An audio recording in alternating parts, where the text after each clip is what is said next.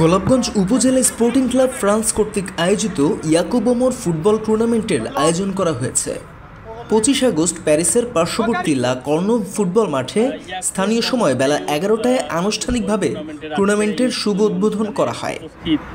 সুপ্রিয় খেলোয়াড়বৃন্দ এবং আয়োজকবৃন্দ যারা রয়েছেন এবং গোলাপগঞ্জ উপজেলা স্পোর্টিং ক্লাবের সম্মানিত যে নীতি নির্ধারকরা এখানে রয়েছেন, আপনাদের সবাইকে প্রথমেই আমি ধন্যবাদ জানাচ্ছি। টুর্নামেন্টে প্রথম পুরস্কার হিসেবে রয়েছে 500 ইউরো, রানার্স আপ পুরস্কার হিসেবে রয়েছে 300 ইউরো।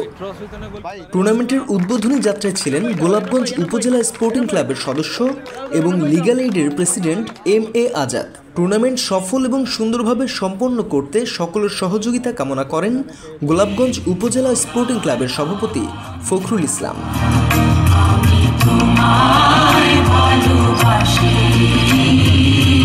টুর্নামেন্টে সর্বোচ্চ 8টি টিম অংশগ্রহণ করেছে।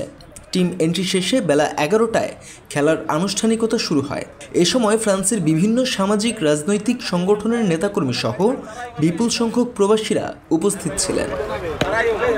ইয়াকুব ওমর ফুটবল টুর্নামেন্টের ফাইনাল খেলা অনুষ্ঠিত হবে 8 সেপ্টেম্বর লা কর্নভ ফুটবল মাঠে বেলা 11টায়।